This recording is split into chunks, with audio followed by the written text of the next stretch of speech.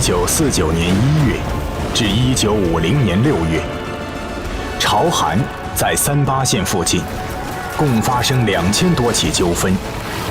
这种武装冲突正在不断的升级，终于于1950年6月25日，大规模的冲突在3·8线上爆发了。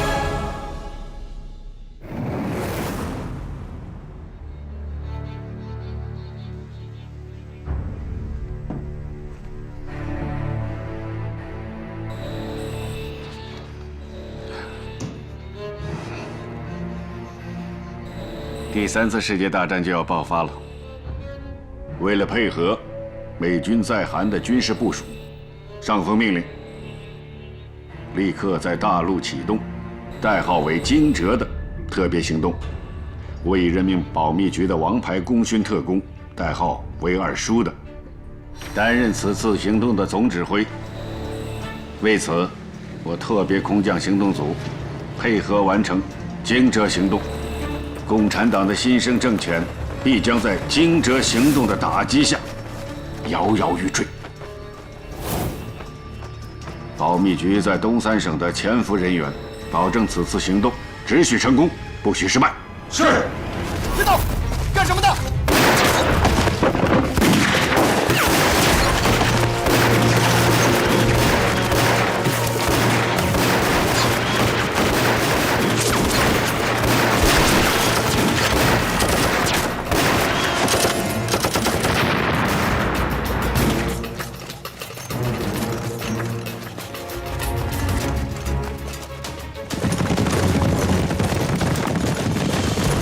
科长，昨天晚上有敌人空降我方被发现，打死3人，逃跑2人。是。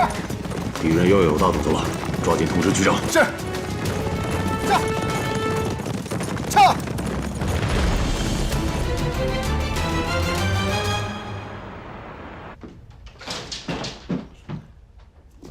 队长，老周啊，你怎么来了？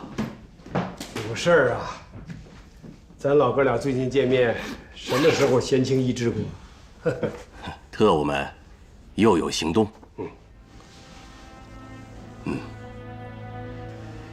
今天凌晨，有一架不明国籍的飞机在棋盘山一带进行了空投。经过现场勘查，发现了5具降落伞和3具被我当地驻军击毙的敌特尸体。看来啊，有2名敌特分子潜逃了。据分析，他们的目标就是潜入我春城。哎，你看看这个，这是刚刚收到的。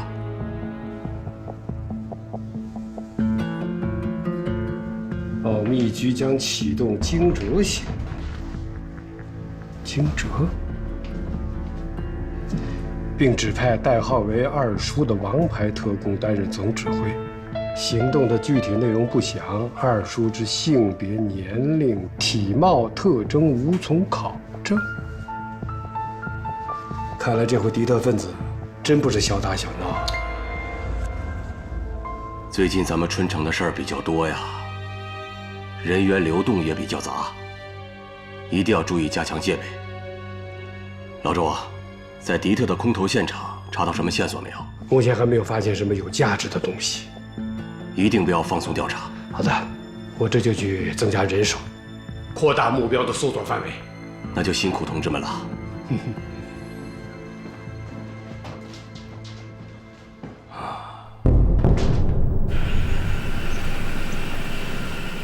陆科长，这就是我们的配电室，舞台上所有的用电全部经过这里进行控制。怎么了？是出什么故障了吗？哦，是这样，今天早晨配电盘出了问题，光明电料厂派了2名师傅正在维修。走，去看看。走。厂长。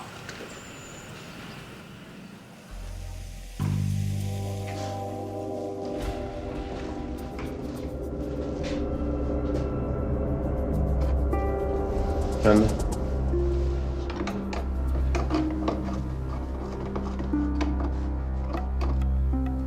陆凯，哟，你怎么在这儿呢？我们出去聊。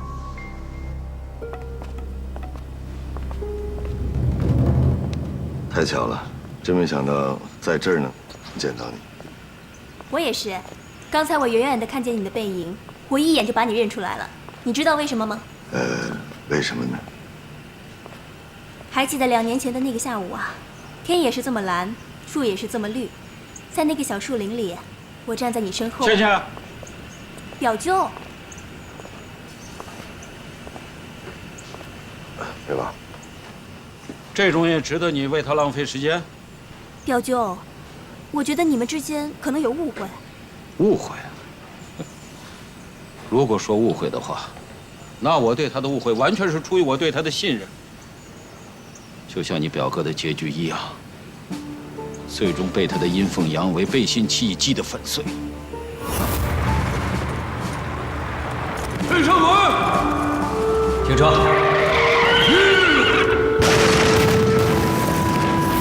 我跟你说啊，从现在开始，我不允许你和他有任何来往，以免你步你表哥崔胜文的后尘。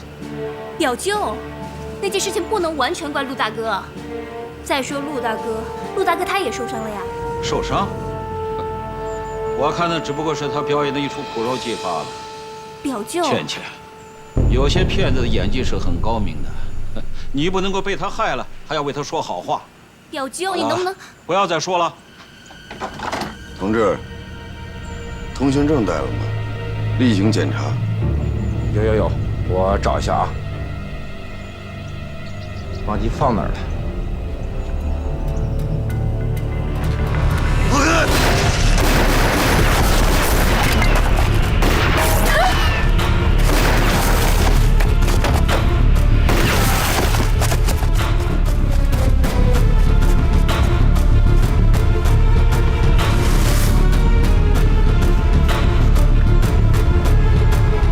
回事啊，陆凯？人跑了，回去再说。我放到医院。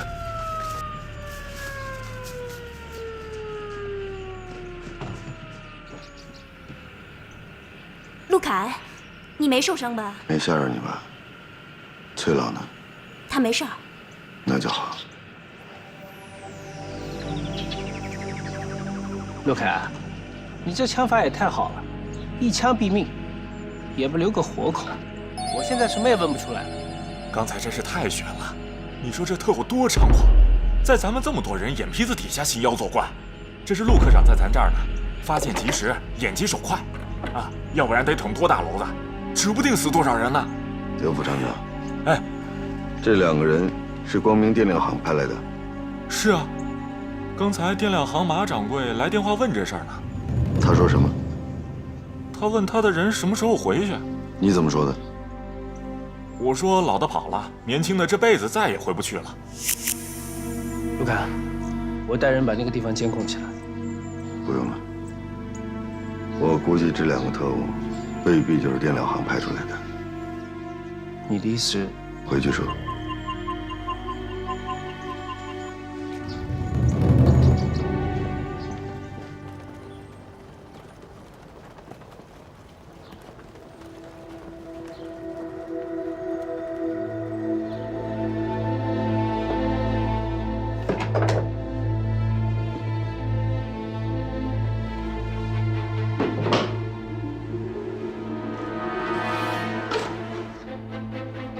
新换的变压器都检查过了？不仅是变压器，线路和配电箱，我们都找有经验的人检查过了，没发现任何问题。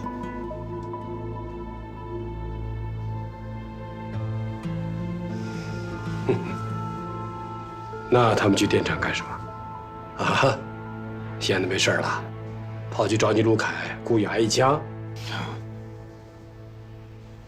不过啊，你陆凯的机灵劲儿倒是应该表扬的啊。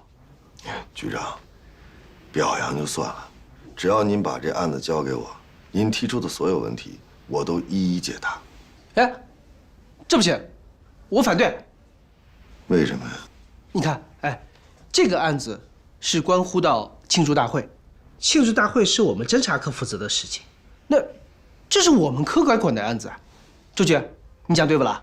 不过根据目前的线索分析，这个老家伙很有可能就是最近国民党空投下来的特务，他的目标很有可能就是针对电厂。如果不能尽快的找到他，一旦出了什么岔子，别说你的政治影响了，恐怕你这身军装都得脱掉。不是，陆凯，话不能这么讲的。科长，这个，哎，陆凯，干什么去？啊，我尿急，我去趟厕所。哎，周局，你看看，你看他这股劲儿，傲气吧？哎，他不是傲劲儿，是急劲儿。科长，石门桥下刚刚发现2具尸体，经家属辨认，正是光明电料行派到电厂的那2位师傅。显然他们是被特务调包杀害的。马掌柜知道吗？知道，他现在正在安慰4个家属。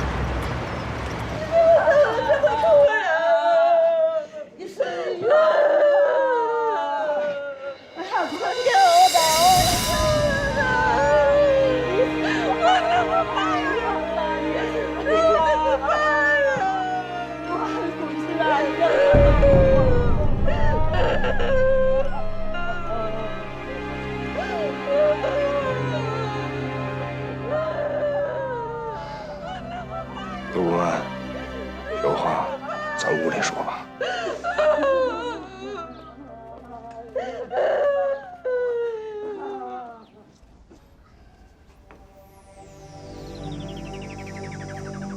谢谢。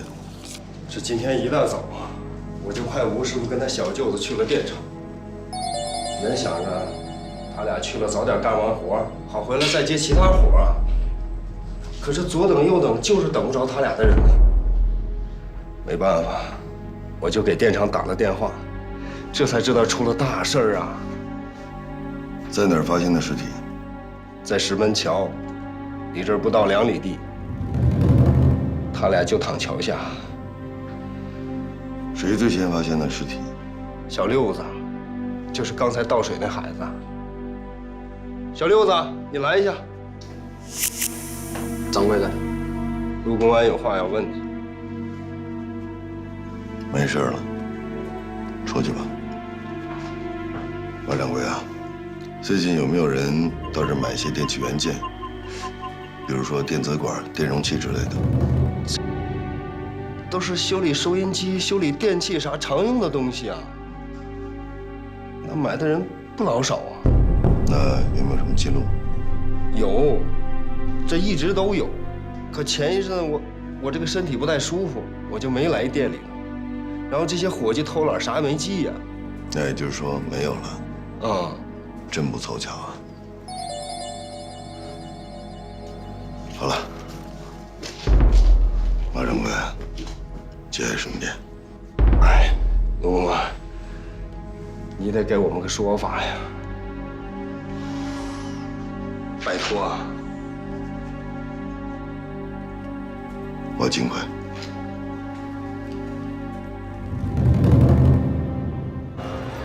虎子，科长，马上布控光明电料行。是。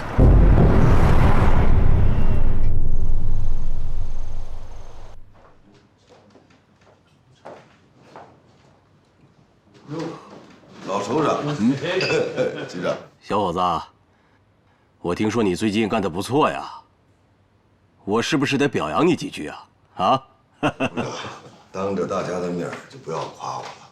作为您的老部下，我一直做的都很出色，这是有目共睹的呀。哎，陆凯啊，李部长现在是咱们省厅的厅长了，今天来布置重要任务。厅长，咱们开始吧。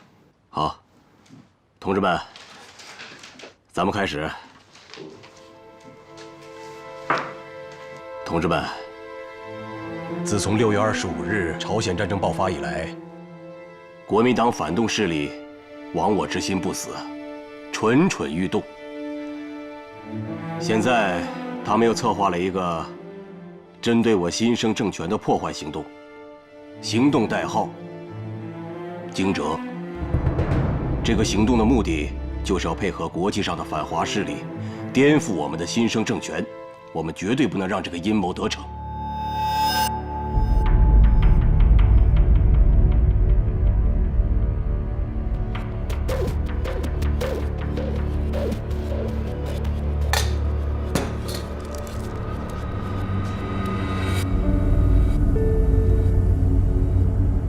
曹朝创表弟，家中有重大急事告知，将于今晚6点135.8赫兹发家书一封，请务必前来接收。老家表哥。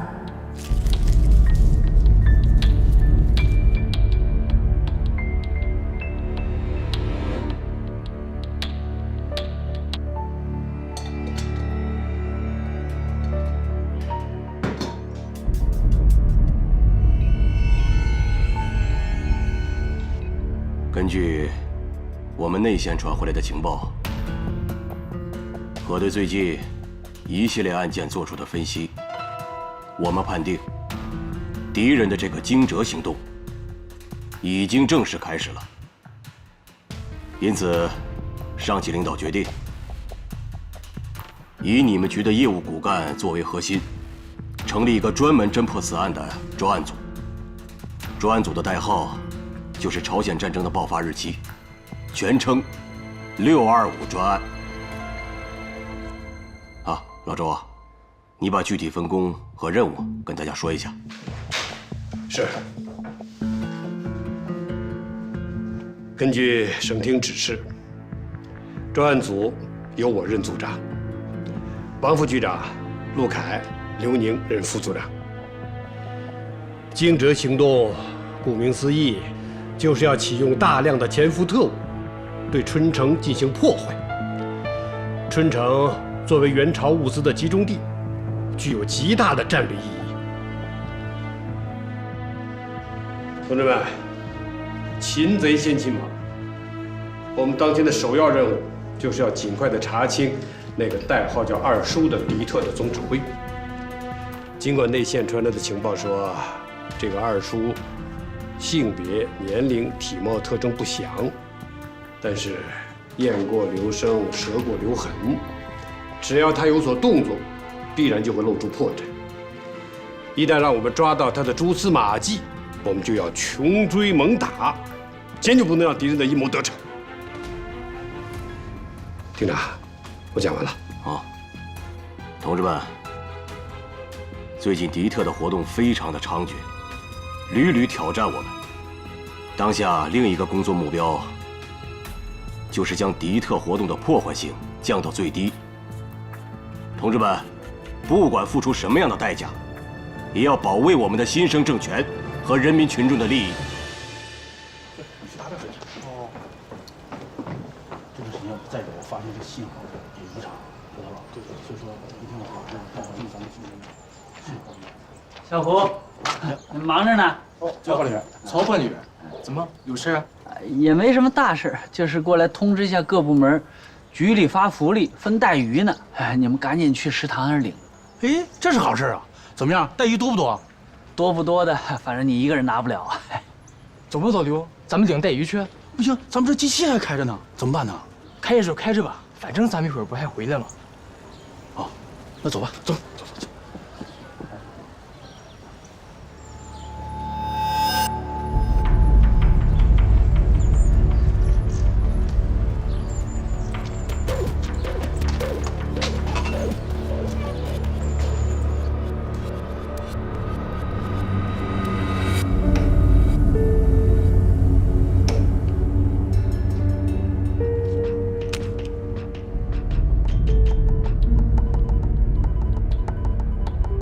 请于今夜子时来城郊公务一叙，有要事相商。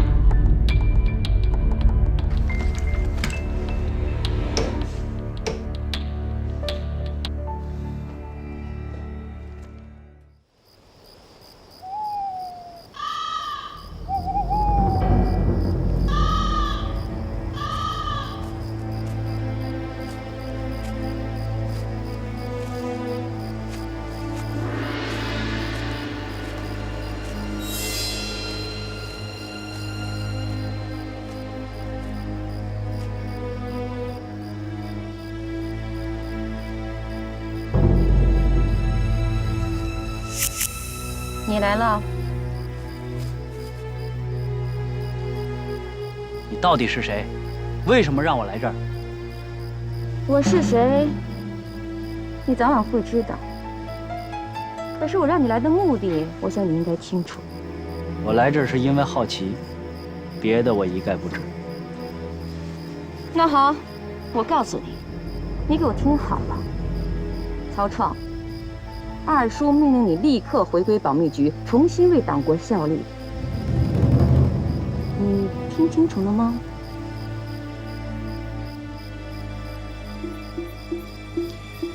为什么是我？你是我军统培养的人，且在电讯和策略上胜人一筹，因此二叔赏识你，破例给了你这次机会。我说得清楚吗？清楚是够清楚，但我不是你想让我回去我就能回得去。曹创，以你当初背叛党国、向共党投诚的举动，我早可以代表军统把你制裁了，不是吗？时至今日，你要是不知道悔改，满足在共党眼皮子底下苟且偷生的话，那我现在就可以置你于死地。3分钟时间，是死是活你自己考虑吧。放屁！当初要不是你们像垃圾一样把我扔掉，我何至于向共党投诚？现在想扔就扔，想用就用，把我当什么了？垃圾、炮灰、棋子儿？说吧，你有什么要求？每个月给我100块大洋做活动经费。曹创，你胃口挺大呀，竟敢在党国危难之际狮子大开口是吧？这些钱也不都是我自己用啊！我现在孤掌难鸣，不得找一些帮手吗？自从党国溃败以后，那些留下来的潜伏人员，不都是树倒猢狲散吗？重新把他们招回来为我所用，全得用钱。再说了，那些因为活动经费短缺导致行动中断、兔死狐悲的惨剧还少吗？30块每个月。现在党国是危难之际，30块已经是极限了。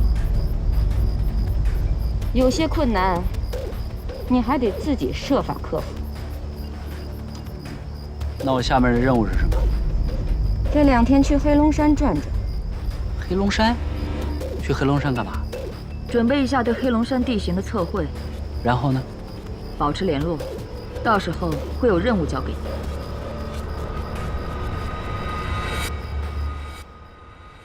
报告，进来。周局，您找我？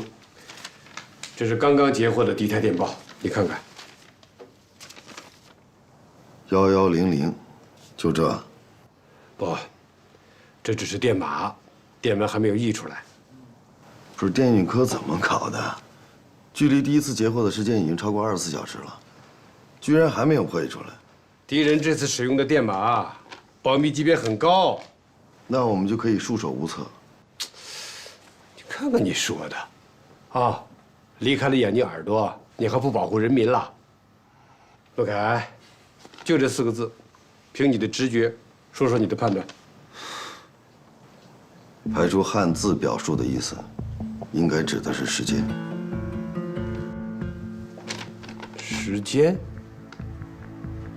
那你有没有具体目标的推断？目前春城最大的活动就是电厂恢复供电的表彰大会，我查了一下。明天11点钟，正好是大会进行的时间。你的意思是，敌人的目标是春城电厂？只能说是可能。但是局长，这可不必猜谜啊！只要猜透一点，顺藤摸瓜就能把谜底给找出来。这关乎的是春城上百万民众安危的大事，容不得一点差池。目前只能确定一点，就是他们的行动策略。什么？声东击西，欲盖弥彰。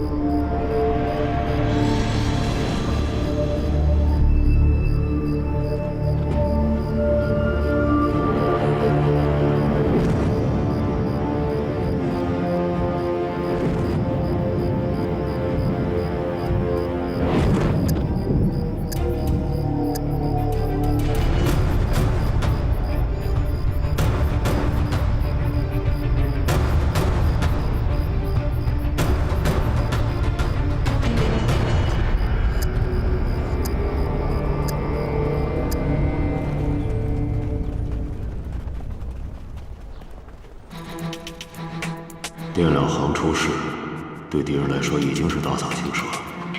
他们的目标很可能并不是电厂庆祝大会。1100真正指的是什么？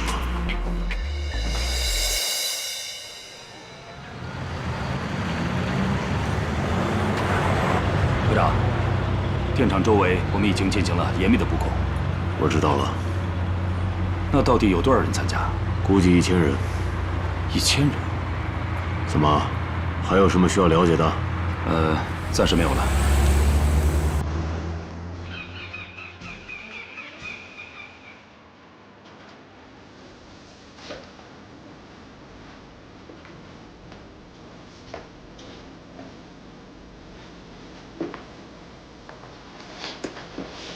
科长，庆祝大会已经结束了，应该不会出什么问题了吧？表舅也真是的，怎么说走就走？倩倩，啊？你说什么？什么什么？崔老呢？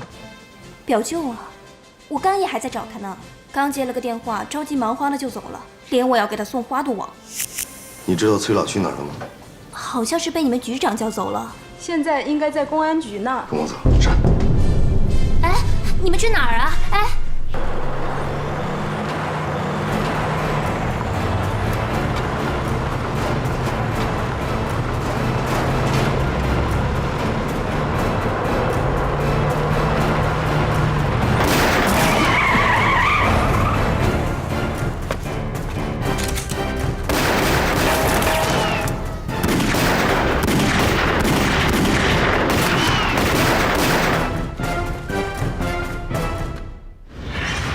科长，没动静了。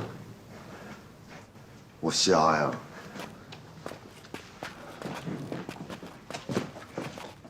科长，水箱打漏了，化油器也打穿了。需要我再提醒你一遍吗？我瞎呀！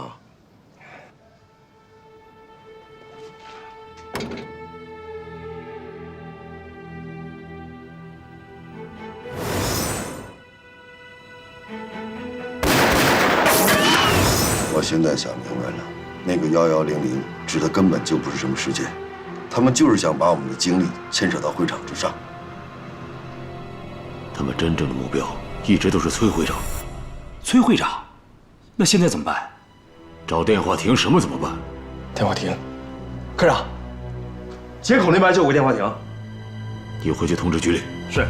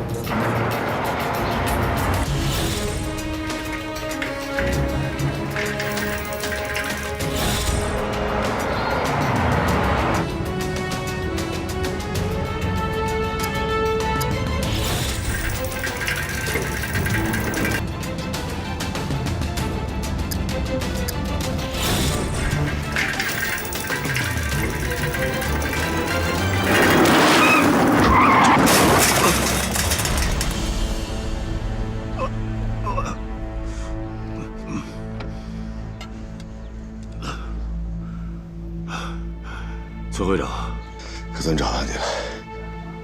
你找我啊？我没时间跟你解释了，恐怕有人要。直接。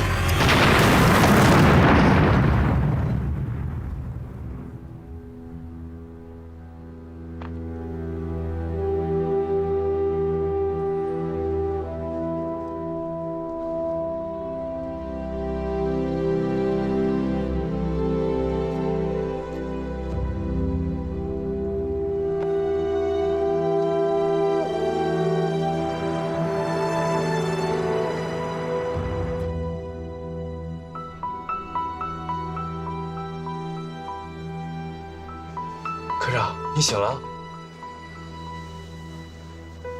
怎么样？慢点。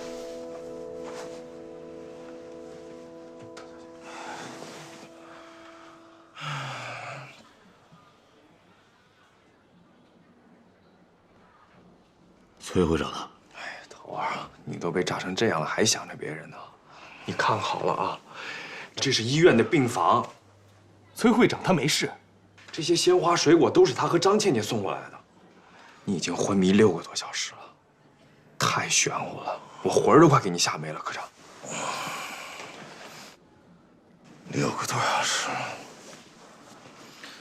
放炸弹的人抓到没有？还没有。给崔会长打的那个电话查过没有？我早派人查了，但是特务他们是从总线接了根丝线发的，查无可查。哎，科长，你呀，就好好休息吧。什么叫查无可查呀？既然能打过来，就一定能查到。是，你还待在这干嘛呀？我用得着你照顾吗？去。哟，醒了，醒了就发这么大脾气啊？哎，我看看。我没事没事。我看看。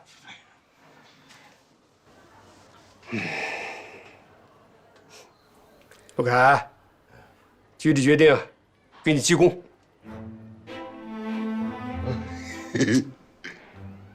啊，主要是因为我被炸了吧？也是也不是。我这么跟你说吧，没有不怕死的大无畏的精神，也许你不会挨这个炸。值得大家学习。但是，只知道鲁莽瞎干，不动脑筋找窍门，这个炸挨了也白挨。对，局长说的是。周局，你这个话说的很有哲理的，有高度有水平的。陆凯，你要好好学学的。你拍什么马屁？对呀，给我们留点位置啊，是吧，局长？正月里来是新春，赶上了猪羊出衙了门，猪啊羊啊送到哪里去？大哥，神经科在3楼，不在这里。陆凯啊，俺可是代表恁家乡的父老来的啊，千万不要小瞧俺啊，俺可是有名的。停！你这唱的哪出？这是？报告局长，我唱的是陆凯他媳妇儿，我弟妹那出。咦，你弄啥来呢？谁媳妇儿？谁媳妇儿？你说清楚，你说呢？你就不要再谦虚了啊！弟妹，来吧，进来吧。啊？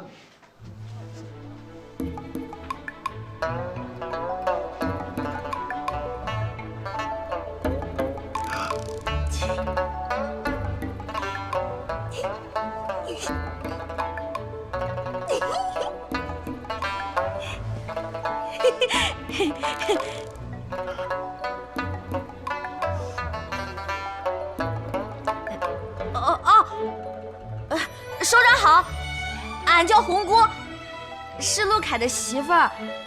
这次是他娘，也就是俺婆婆让俺来的。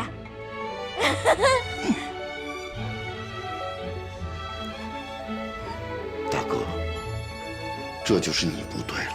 虽然我很优秀，虽然这么多年我都没有对象，但你也不至于这么着急。嘿，你可来劲儿了，你还！大伙人都站在我面前了。姑娘，你别怕，你坐，你坐下。哦。你还不承认你？你呀，煮熟的鸭子就是嘴硬，男子汉大丈夫，哎，敢做敢当啊！这里边有你什么事？你跟他添什么乱？我告诉你啊，我不是吓唬你，你这么做往轻了说，你这是忽略了公安工作的特殊情况，没有向组织及时说明；往重了说，不仅违反了工作纪律，还另有所图。我图什么呀，涂局长？她不是我媳妇，我就没媳妇。什么？就是啊。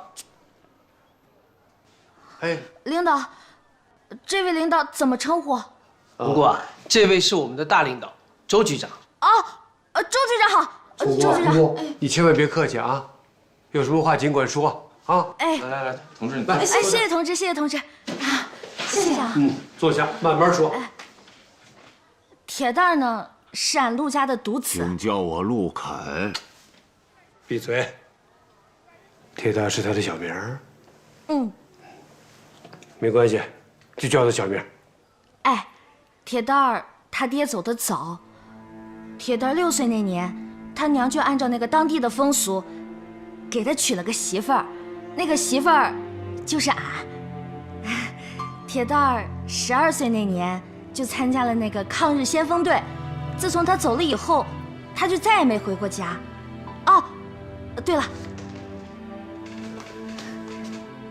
那个你看，这个是俺来的时候开的那个介绍信，这个是咱开表彰大会的时候城里来了个记者，给俺和娘一块儿拍的，俺也没拍过照片，也不知道好不好看。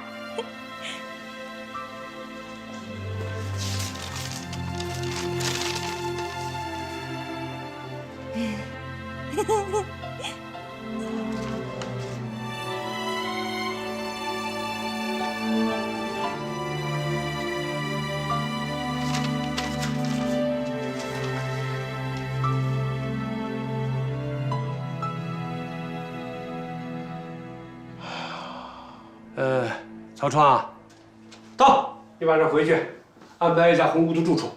是，陆凯啊，您放心，俺肯定给您安排的妥妥当当的。谢谢同志，谢谢啊。别忘记了天上。局长，您看俺的事儿，我看这样啊，如果情况属实啊，等你病好之后，你跟红姑完婚。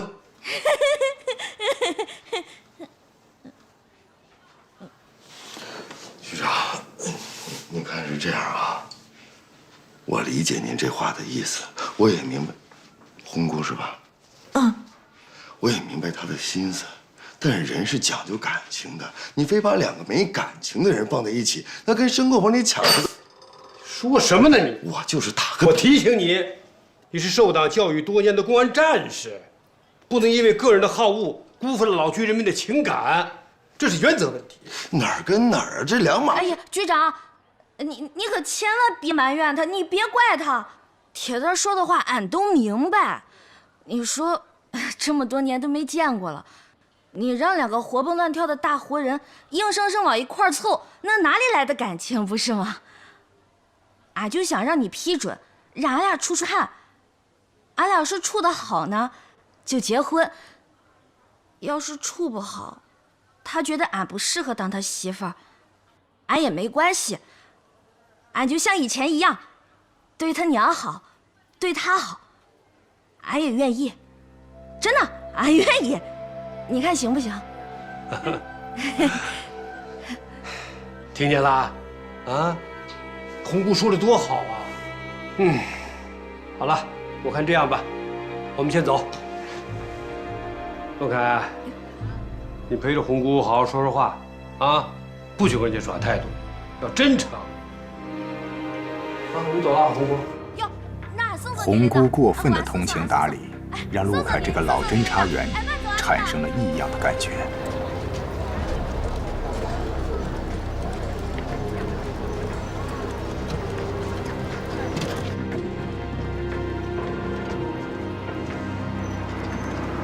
刘宁，给陆凯家县的公安局发个函，确认一下红姑欺人欺事的真伪。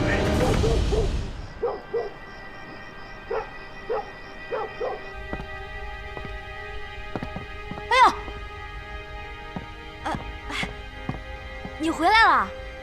你怎么今天就出院了？哎，快，你先歇着，快！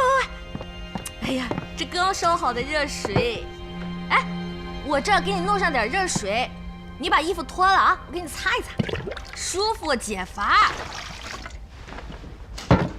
哎，来了，快点脱衣服啊！哎，别忙活了，我一会儿去水房洗洗就行了。怎么还害羞呢？咱这个门是关着的，你怕啥？又没人看见。哦，你忘了？你小的时候，咱俩还经常一块洗澡嘞。你那时候洗的可高兴了，这会儿还害羞了呢。来，我给你剪。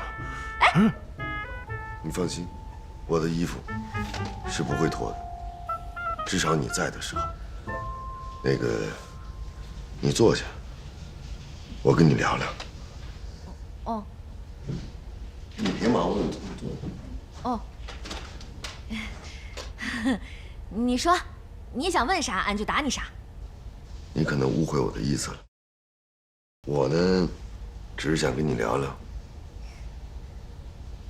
这几年村里的变化，还有我小时候的事儿。你小时候啊？你小时候，咱村里的人都管你叫铁蛋儿，意思是调皮捣蛋。哎呦，你没事的时候啊，那就是上树掏鸟蛋，下河摸鱼虾。你无聊的时候啊，就带着咱村那帮小伙伴到隔壁村跟人打架去了。还记得有一年啊，你弄了一个炮仗绑在咱家那个大黄狗的尾巴上了，哎呦，给它吓得呀，在院子里边跑了几10圈都没停下来。就你，没有你不敢干的事儿。是我吗？是啊。我怎么不记得了？你不光白天调皮，到了那个晚上呀，你都不能让娘睡个踏实觉。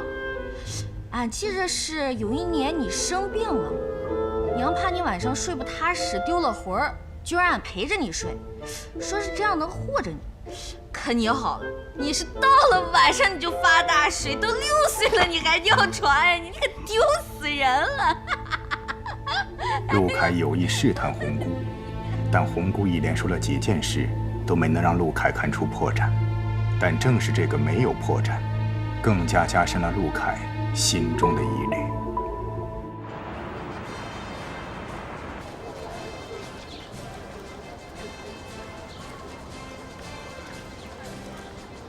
哟，曹畅，刘科长忙着呢，怎么样？食堂管理员的工作干得开心不啦？开心开心。政府能让我这种投诚之人留在这儿工作，那足见共产党人心胸之开阔，真是让我感激不尽的。我理当效犬马之劳。哎，这就对了。哎，不对，什么犬马之劳？怎么说话的？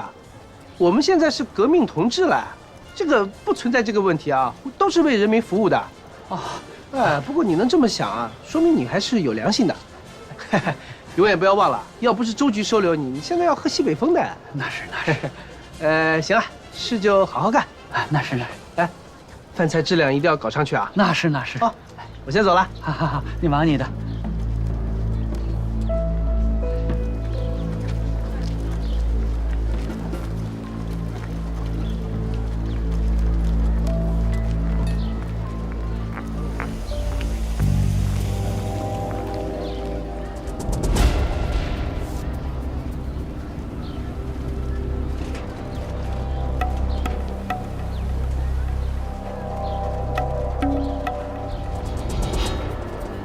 今日已成交节，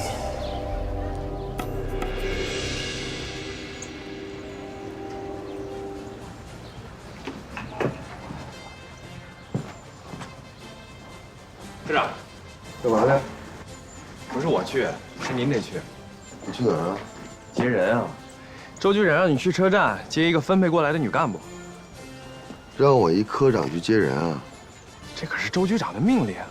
厅长的命令也不好使，我还有我的事儿呢。哎，科长，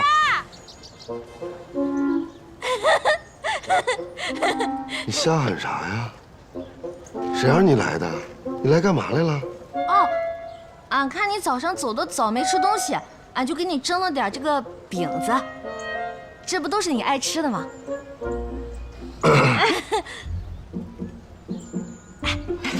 你知道吗？他呀。可爱吃这个了。他8岁那年，俺家里闹饥荒，结果呢，他就跑到人家地里，偷偷吃了半个地瓜，然后让俺娘啊，啪就把腚给打肿了，哎，就这都没吐出来啊！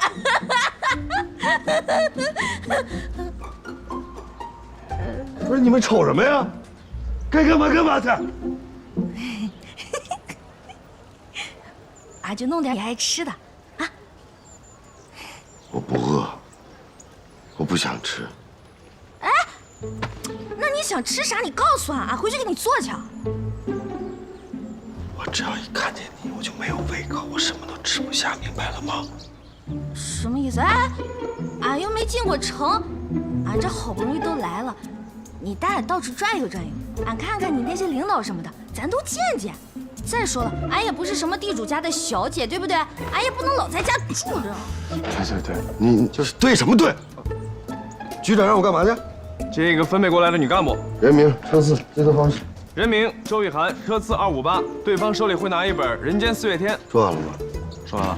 那你还站在这干嘛呢？我都走了，科长。哎，走了，嫂子。哎，走。谁是嫂？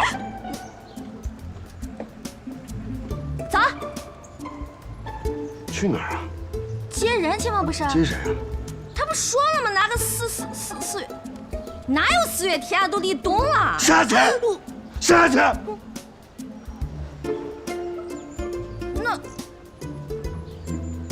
那，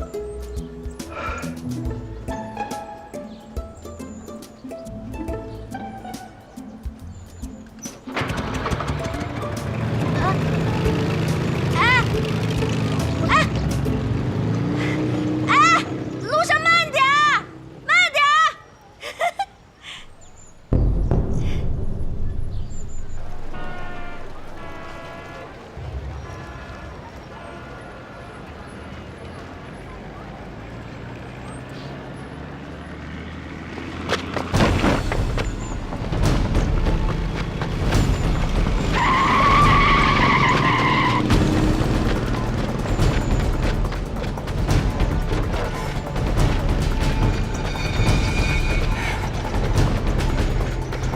跑得慢了点儿，相信自己，加油！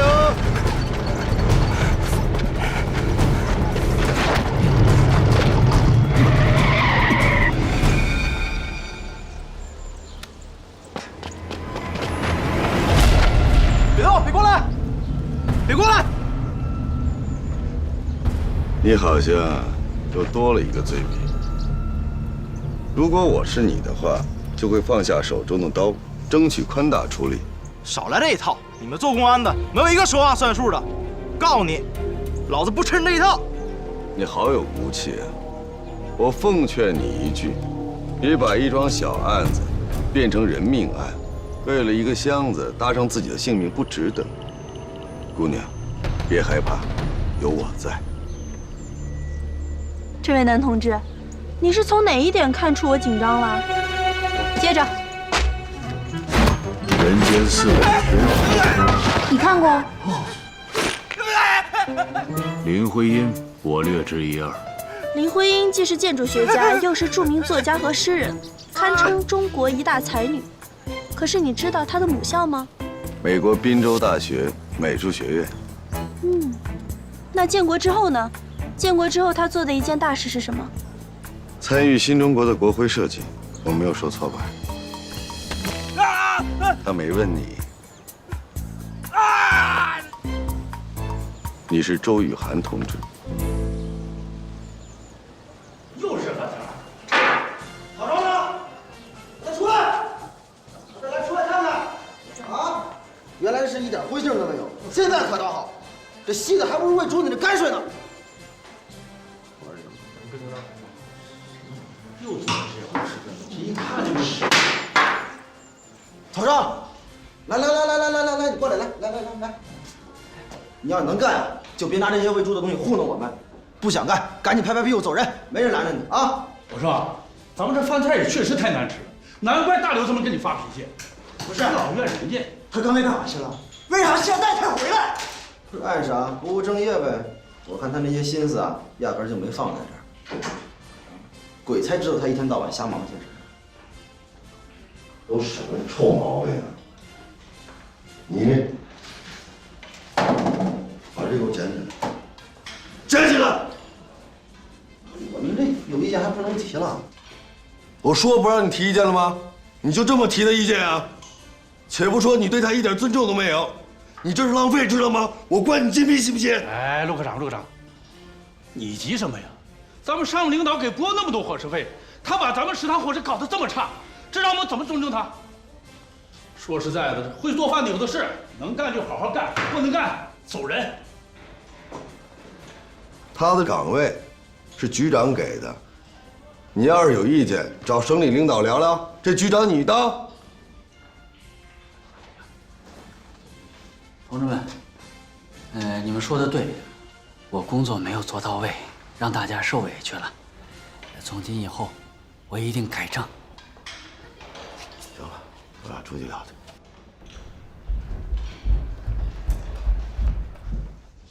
吃吧，都吃饭了。想我曹创，那也是个站着撒尿的爷们儿啊。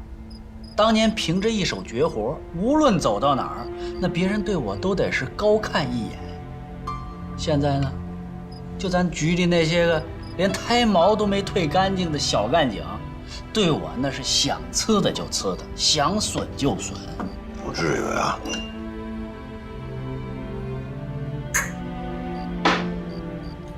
不行啊，二弟。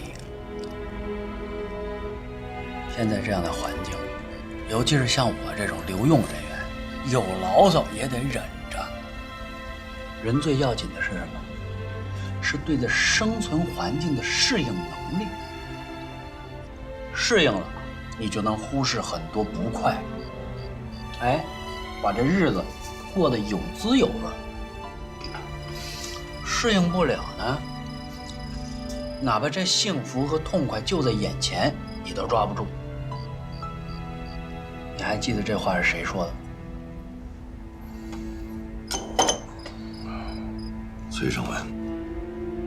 哎，说到底呀，咱这哥仨还是老三最厉害。别看他岁数小啊，论起为人处事，咱哥俩都不如他。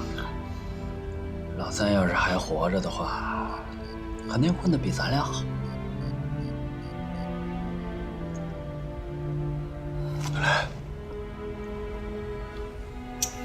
大哥，算了，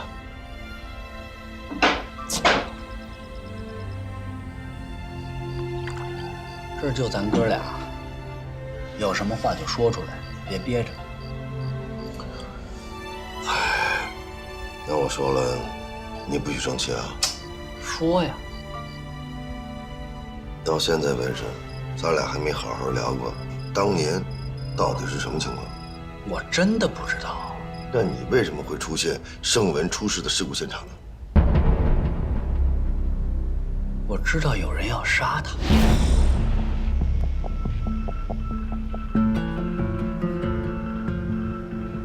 据报，保密局春城站行动处处长崔胜文决意投共，并欲将我军事布防图及绝密文件交于共军。经查属实，特令即刻将其诛之，杀一儆百，以儆效尤。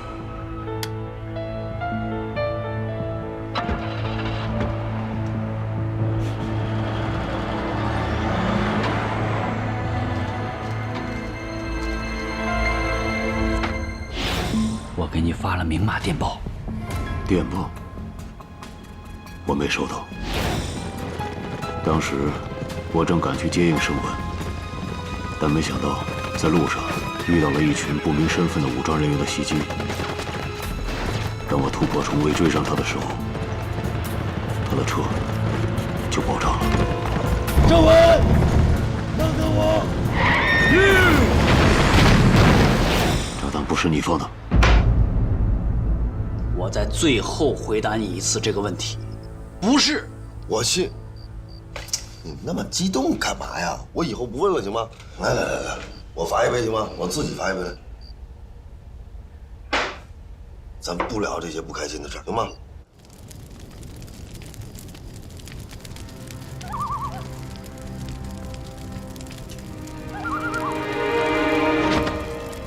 别动，否则你这条毒龙就会变成一条死蛇。能让我毒龙毫无察觉地靠近我身后的人，一定是个高手。请问阁下是？哼，我是谁不重要，重要的是你再一次让上峰失望了，连个崔熙正你都没有干掉。电厂戒备森严，像你这种人，再取10个也未必能得手。而崔熙正是党国叛徒崔胜文的父亲，又是共党极力拉拢的商界名流，炸死他，既可以警告那些向共党积极靠拢的人，又能震慑那些放弃信仰、妄图效仿崔胜文叛变党国的潜伏人员，顺便再干掉他几个共党的公安骨干，这叫一箭三雕，何乐而不为呢？长官英明。可你愚蠢，连连失礼，该当何罪了？那你是因为我没有完成任务，过来处决我的吗？现在正是党国用人之际，上峰念你以往的忠诚，暂且留你一条性命，戴罪立功吧。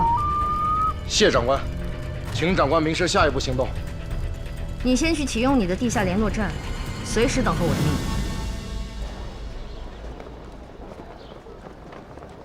哎，陆兄，请留步。这是送给你的小说，林徽因的《99度钟》。哎呦，无功不受禄，我怎么谢你？哎，谢什么呀？咱俩这是有缘。都是他的崇拜者。哎呦，你还挺懂事，不是明事理。那我谢谢你了哈，我这还有任务，我先走一步。哎，其实你要想谢我也可以。不是，那什么意思？我听说你们专案组案情复杂，人手奇缺嘛，我就想着我刚来，领导也没给我安排什么实质性的工作，你看能不能这样，让我进你们专案组协助工作？哎呦，你可抬举我了。进专案组的人员，那都是省里领导开会讨论决定的，我就一个科长，我真没这权。哎，你做事情要灵活机动嘛，我可以不占编内的名额，你只要让我跟着你们查案就行。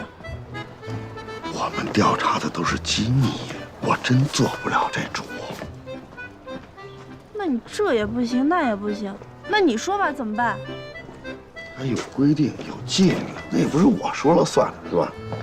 你看你也别着急上火，看在你送我书的份上，我帮你出出主意啊。这样，你买根苦瓜，切成丝儿，放点糖，凉拌。不是你什么意思呀？去火呀！我在跟你说认真的。我也很认真的在跟你讲啊。陆凯，你耍我是吧？我什么时候耍你了？我告诉你，哎，你我周雨涵一定折腾出点动静，让你看看。哟，那我等着。好。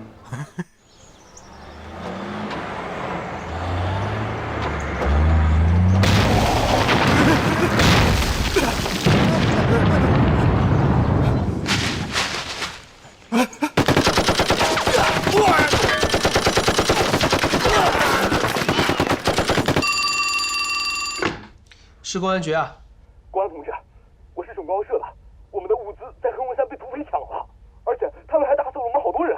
好的好的，那我马上向上级汇报。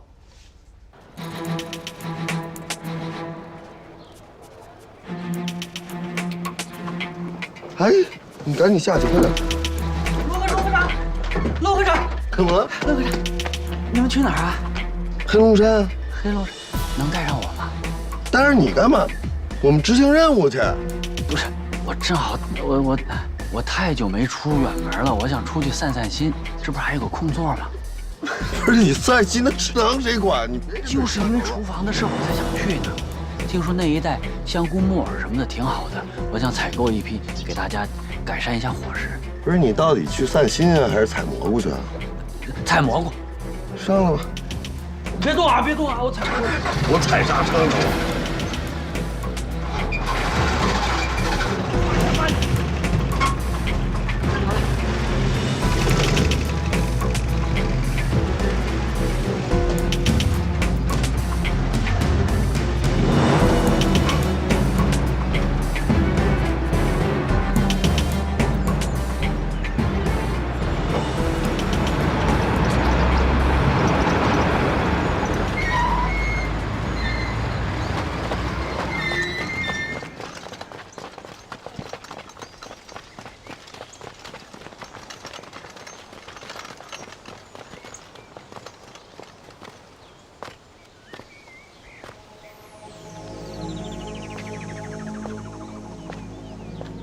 老大爷，麻烦您能跟我说说具体情况吗？见过的次数不是太多，而且离得太远，看得不那么清凉。那您能跟我说一说他们有什么不一样的特征吗？哦，他的头发呀很长，胡子也长，说话嗡嗡的，听着呀特别瘆人。那他有什么口音吗？听不出来。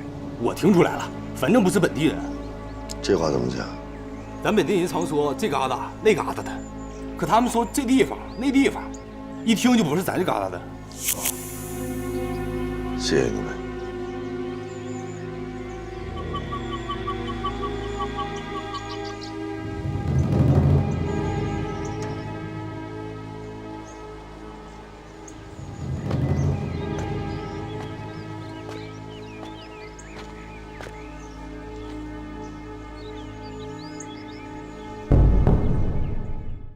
这是我们在黑龙山案发现场获取的2枚弹头和1个鞋印。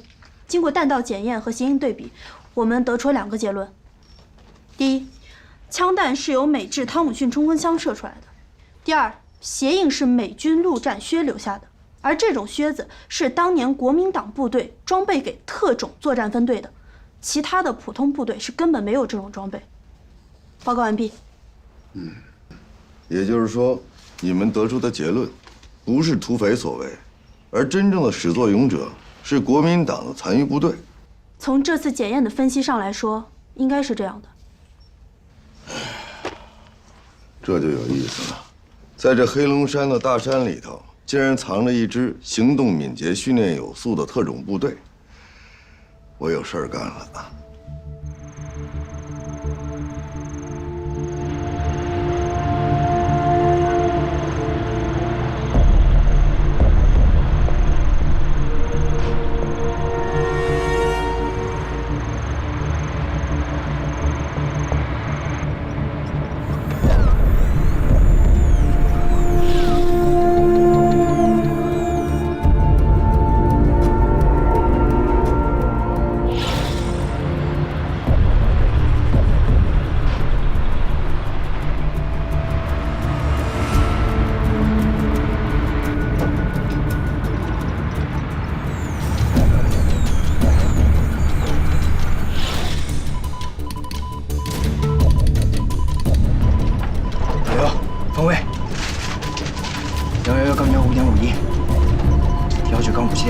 发现可疑信号。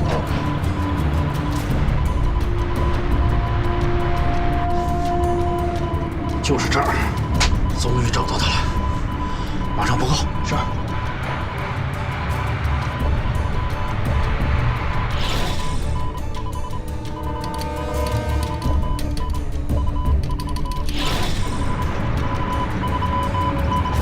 信号变强了。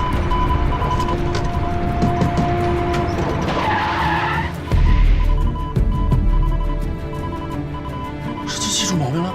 什么意思啊？你过来看看，这不咱宿舍吗？是啊，这么可疑的信号怎么能出现咱们宿舍呢？马上向局里汇报。是。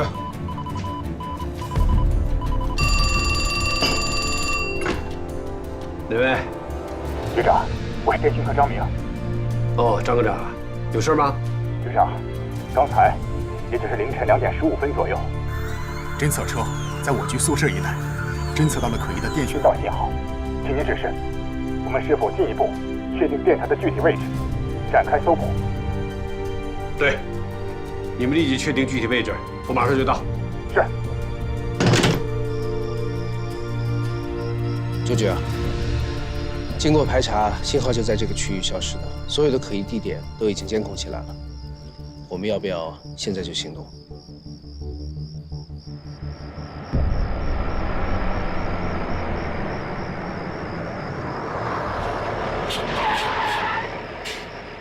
哎，厅长，你怎么来了？老周啊，让你的人回去吧，这儿的事儿我来处理。嗯，执行命令嘛。是。刘宁，收了吧。是。收队。哎呀，我说厅长，以后你能不能不要搞这种出其不意的动作啊？通知我一声啊，我也好配合你呀。是不是有什么阴谋啊？ 我是有阴谋，正因为有阴谋，所以得谨慎，不能寡而告之啊。哎呀，我这肚子唱空城计了。好说呀，上我那儿去整俩菜，喝一盅。上我车，走，上车。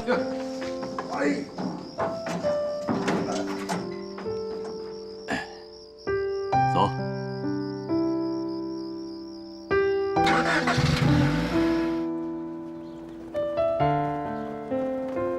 崔会长的刺杀案还没有头绪，供销社案又引出国民党的残余部队，这些案件看似指向惊蛰行动，步步相逼，可又找不到相关点，也不像是周密的计划。敌人呢，东一榔头西一棒槌，而我们总是在敌人的后边被耍得团团转，还得不出任何结论。哎，这个案子怎么就这么没有章法呢？窝囊。哎，坐下。我说陆凯啊，你怎么又犯老毛病了？你这毛毛躁躁的性子就不能给我改改？我知道，这个案子错综复杂啊，同志们一时陷入谜团，这可以理解啊。但是你不一样，你是老侦查员了，你要有老侦查员的素质。嗯，敌人为什么故布疑阵呢？啊？他就是为了要达到打乱我们阵脚的目的呀！你可不能遂了他们的心意啊，像个没头苍蝇一样的到处乱撞。要知道，真相往往隐藏在细节当中。我就不相信敌人作案他不露马脚。越是这个时候，才越需要你冷静、细致，用心去破案。局长，我就发个牢骚。您批评的对，我这就马上再去勘察现场，我就不信找不出蛛丝马迹了。哎，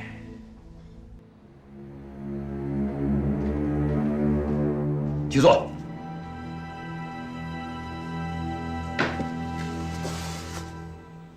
这是什么？这是大陆公安陆凯的档案。他目前担任侦破惊蛰行动专案组的副组长。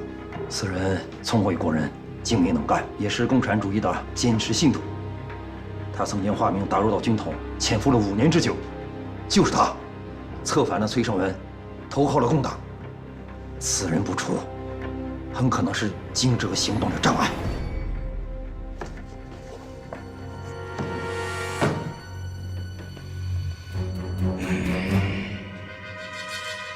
同志二叔，除掉这个陆凯，可以不计手段，不计成本，不计方式，确保惊蛰行动万无一失。是。结账。哎，来喽。先生，一共是176，您是常客，给170就成。啊。哎，您稍等。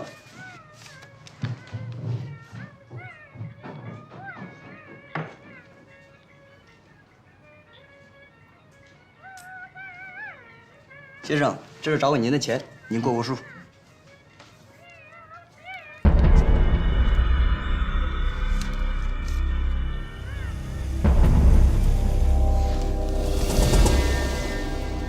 曹爽表弟，寄人篱下，万般无奈的日子不好过吧？我们一直很关心你的处境，你要的活动经费已经有眉目，在解放公园见面。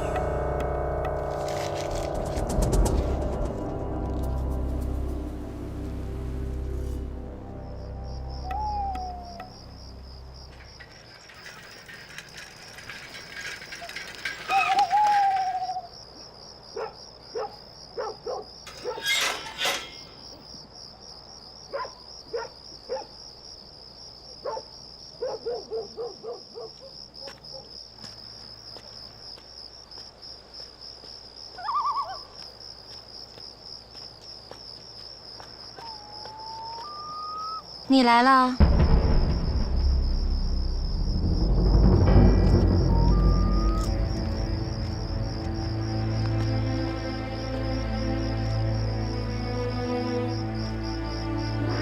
你就是那个故弄玄虚的蒙面人？是又怎么样呢？蒙面与露面，皆由条件而决定。知道我这叫什么吗？霹雳春雷催绿意，含苞百会露峥嵘。该露的时候，我是一定会露的。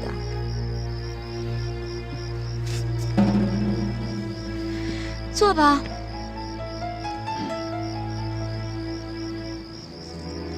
说说你去黑龙山的情况吧。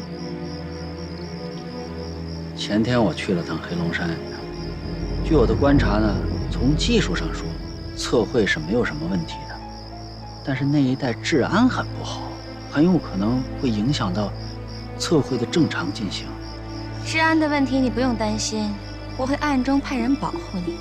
你必须要做的，就是带上你的测绘仪赶到那里，尽快的把黑龙山的地形图测绘出来。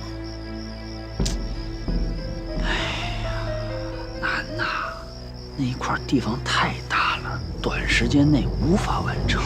曹创，我提醒你啊，你装模作样是没有用的，因为谁都知道，当年你是军统的测绘高手，你绘制的长春布防图曾经获得过东北剿总总司令玉立煌的嘉奖，所以你就不用装模作样了啊。那测绘工具怎么办？购置一整套测绘工具，那要花不少钱的呀。够用吗？世道艰难啊。曹创，你说你一个大男人，就这么点事儿，垂头丧气的，不还有我呢吗？走吧，我陪你到其他地儿转转去。这不太合适吧？这怎么就不合适呢？走吧。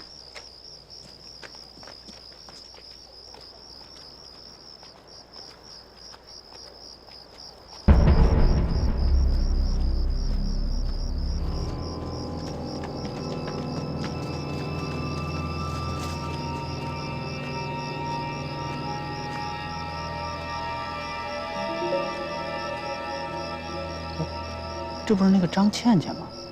这么晚了，她上这儿干什么来？不该你管的事儿，别瞎操心。哦，啊，我该回去了吧？我让你回去了吗？不是，咱们俩在这个场合，万一被人看见了，不管是对咱们的事业还是个人，不太好。你觉得呢？你说的对。不过你这人特别没劲。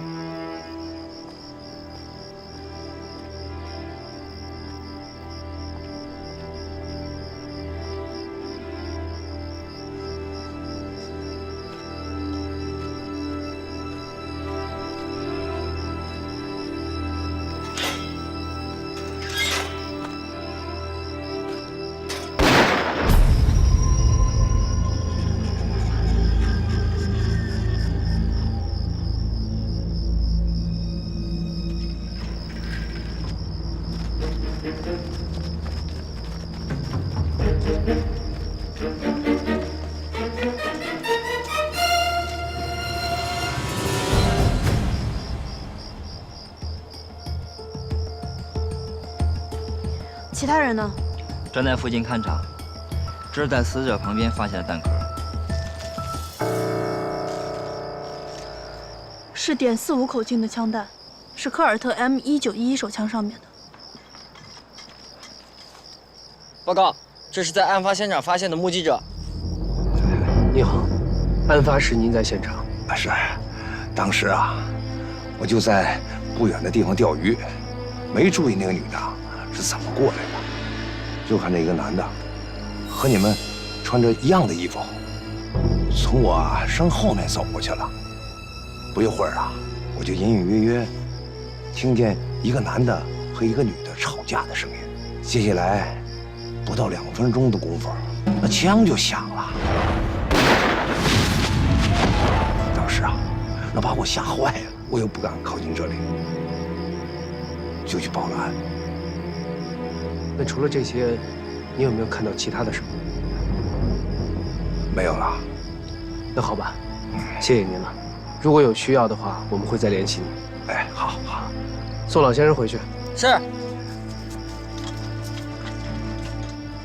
你马上带人排查跟死者关系密切的人，任何一点都不要放过。是，刘科，张倩倩不是一直在追求咱们陆科吗？那咱们陆科还查不查呀？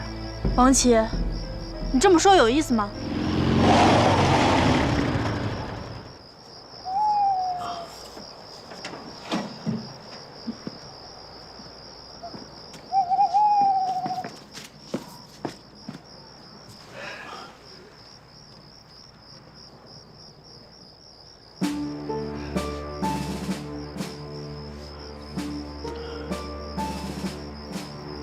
案发时间不到1个小时。哎，陆凯，1个小时以前你去哪儿了？局长办公室。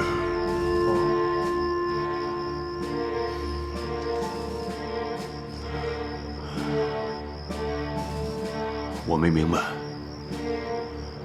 刚才你问我那话什么意思？没什么意思，我就是随便问问。你别太在意了，干咱们这行的不都这样吗？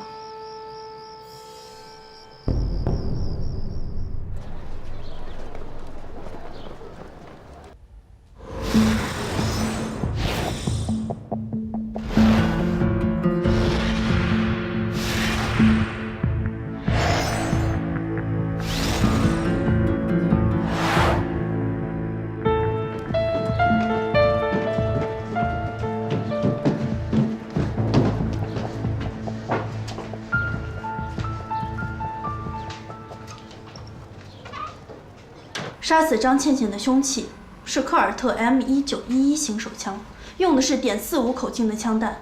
我们根据您的指示，从寻找凶器入手，但是最终的结果，打死我都不相信。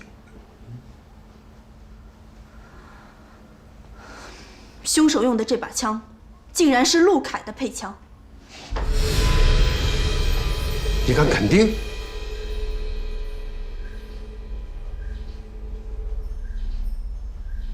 你们怎么会想到要去查他的枪呢？主要是因为陆凯跟张倩倩之间关系比较密切，所以按照办案规程，我们就排查他了。这太不可思议！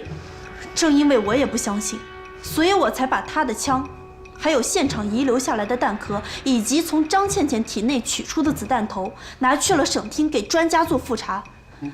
但是复查的结果再一次证实了，凶器就是陆凯的配枪。你们肯定搞错了，查，再去复查。局长，我知道陆凯是您的爱将，所以您才不愿意承认科学鉴定的结果，你不愿意去接受这个铁的事实。眼见未必是实，耳听未必是虚。现在对敌斗争多复杂呀！我们做工作要给自己留有余地。谁敢肯定，这不是敌特分子搞的反间计？好，那您是否知道，昨天晚上8到9点钟他在哪里？他当然在他自己的家里了。这就对了，那您就是本案的人证。什么意思？昨天晚上在案发现场，他亲口对我说，8到9点钟他在您的办公室。什么？你再说一遍。昨天晚上在案发现场，他亲口对我说，8到9点钟他在您的办公室。周局，陆凯昨天真的是这么说的，现场很多干警都听到了，他们可以作证的。刘宁，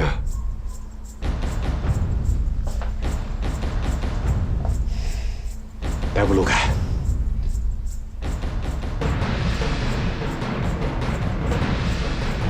快去呀！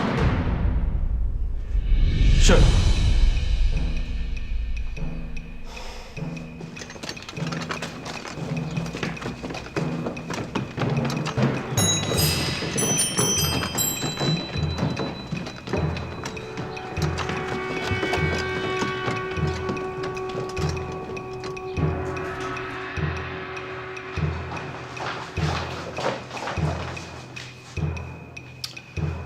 我这现在有点事儿，回头给你打过去。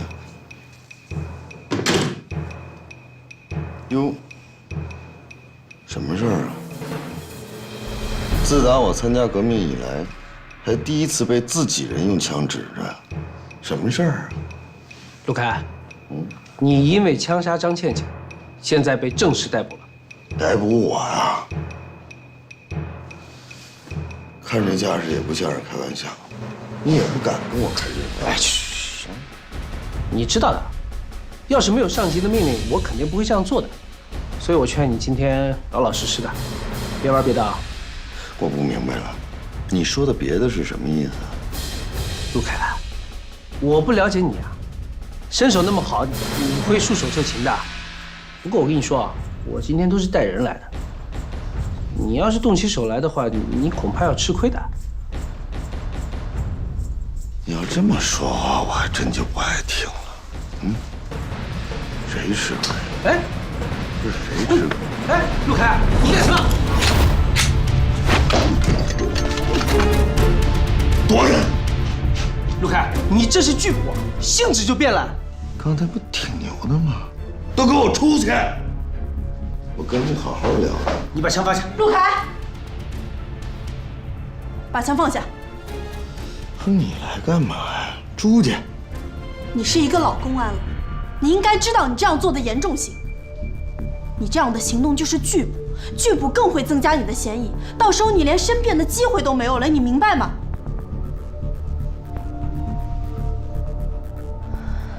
来，把枪给我。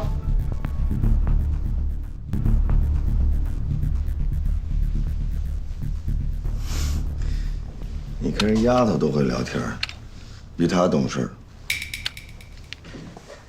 谁跟你说话？靠前！哎，我自己会走。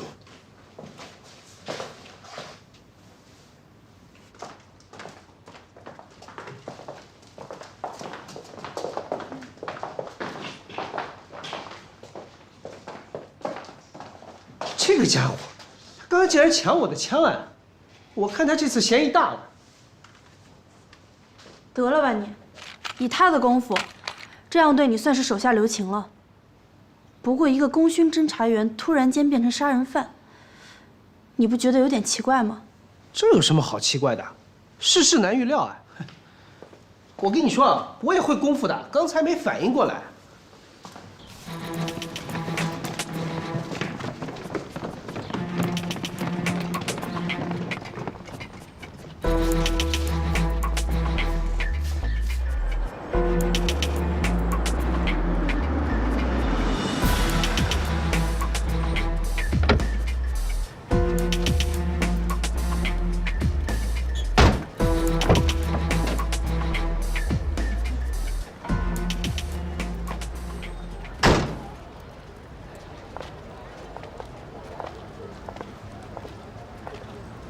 周局长，我崔锡正一生正派，从无邪念。除了刚刚死去的那个逆子以外，我绝不会做愧对春城人民的事情。知道。再说，我也没和任何人结过怨、寻过仇。可是为什么？为什么我那青春年少、如花似玉的外甥女儿，她居然惨死在她无比热爱的这个地方？这是为什么？公理何在啊？舅舅啊，你别激动啊。周局长，熟悉我们倩倩的人呢，都知道，贵局的陆科长正在狂热地追求我们倩倩。男女之间的事儿呢，谁也说不清楚，什么样都有可能发生啊。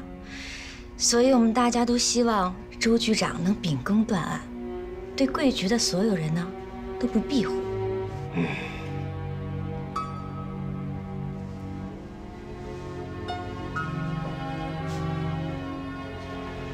崔老先生，我表个态，我一定全力以赴缉拿凶手，不管他是谁，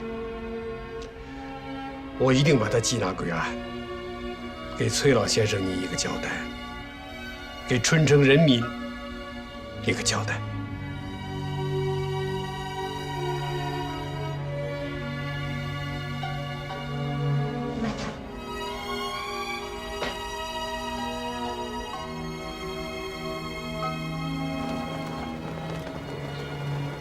姓名、性别。姓名朱不知，性别看着办。陆凯，你严肃一点，没人在这儿跟你开玩笑。能知道啊？我的资料档案室里有啊，自己找去。我真没时间跟你们在这瞎耽误功夫。我警告你啊，这儿不是你的办公室，这儿是审讯室，不是你能撒野的地方，所以你老实一点。过于简陋了。陆凯，你的姓名、年龄、职业和家庭住址我们都知道。我来问问，你有曾用名吗？没有。那铁蛋算不算？你讨厌。那我写上了。还有，在军统沈阳站搞特勤的时候，你也叫陆凯吗？机密。那代号呢？也得保密，我们有纪律。对不起了，无可奉告。如果真想知道的话，你们可以跟上级申请一下。但是你们俩级别不够啊。这种事情我们会查清楚的，不用您费心。最好。来说说案子吧。这把枪，你不会不认识吧？多新鲜！那是我的，是你们从我这拿走去检验的。对，弹道检验的结果表明，杀死张倩倩的那颗子弹就是从这把枪里射出去的。对于这件事情，你没有什么想说的吗？你是真傻还是假傻呀？尽管子弹是从我那把枪里射出去的，但是你怎么证明是我扣动的扳机杀死的张倩倩呢？人证呢？我们当然有人证。哪儿呢？谁呀？你还记不记得案发那天你比我们去的晚一点？当时我问你，案发的时候你在哪儿？哎，陆凯，1个小时以前你去哪儿了？局长办公室。你说你在周局的办公室，可是周局亲口说你并不在他办公室。很显然，你撒了谎。我撒谎？你把周局给我叫过来。你难道还想劫持局长？我劫持谁呀？我劫持？我不相信周局长像你们一样信口雌黄。陆凯，那你的意思是说周局长在做伪证？不是你能跟点好人学点好吗？陆凯，我告诉你啊，就算没有周局的这个证词，我们还有目击证人。哟，还有证人呢？案发前，有一个钓鱼的市民看到你跟张倩倩2个人先后走到案发现场，随后枪就响了。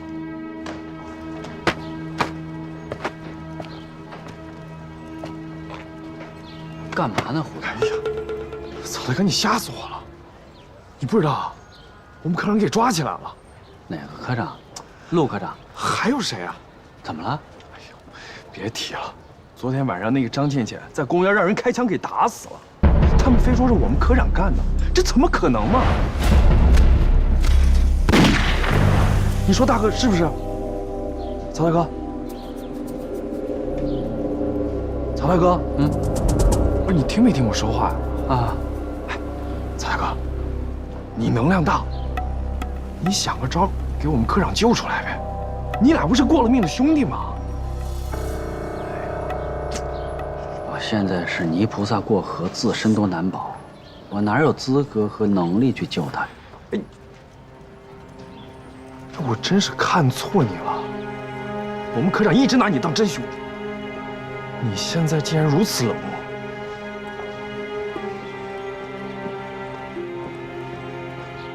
还有吗？这还不够吗？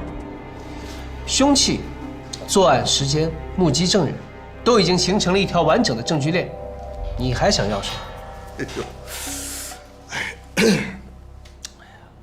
刘宁啊，你真笑死我了！完整吗？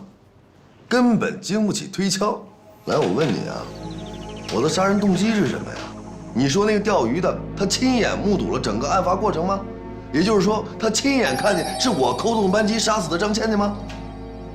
没有吧？那凭什么说是我杀的人？陆凯，你的作案动机一点都不难猜测，很有可能就是张倩倩知道了你的什么秘密，而这个秘密恰恰是你不想示人，所以你杀人灭口。我甚至有理由怀疑，当年在军统的时候，你有没有可能经受不住敌方的威逼利诱？刘宁，会说点人话吗？我告诉你们，你们现在对我所有的怀疑，都是建立在胡编乱造、莫须有的鸡零狗碎的推理上。组织上绝对不允许你们对我造谣重伤、无端诽谤。我的表现，组织上是一清二楚，我一清二白。陆凯，哎，有理不在声高啊，你不用着急。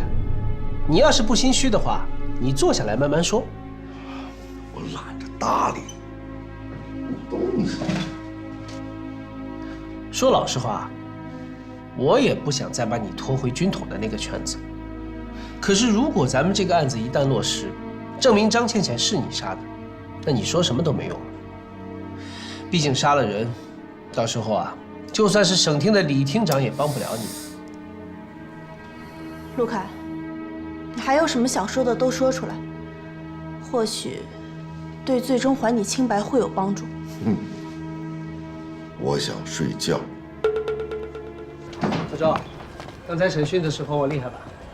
陆凯的嚣张气焰被我打掉了不少。咱们出门的时候他一句话都没有，垂头丧气。陆凯不像是在撒谎。再说了，他的杀人动机太牵强了。我的直觉告诉我，这个事情没有这么简单，这个案子肯定有问题。这我就要好好教育你一下了，你要有革命立场的。咱们办案子是要讲求证据，对吧？你现在能证明张倩倩不是陆凯杀的吗？如果真是陆凯干的，他怎么会留下这么多明显的证据？你别忘了，他可是在敌人心脏战斗了多年的老特工，自我保护意识非常的强，怎么可能会留下这么多证据等着我们去发现？这太不符合逻辑了。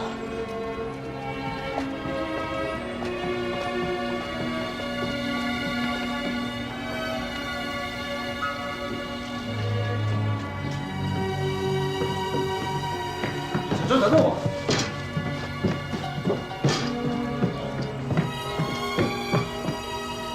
报告。对了吧？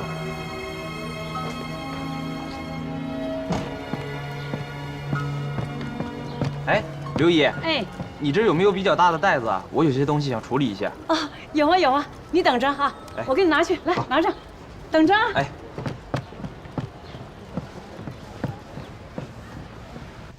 小周，你还有什么要补充的？我没有了。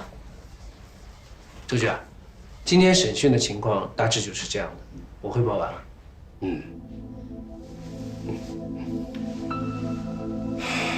同志们，当前的对敌斗争错综复杂，每一条密码的背后都隐藏着密码，每一个迷局的背后呢，又隐藏着迷局。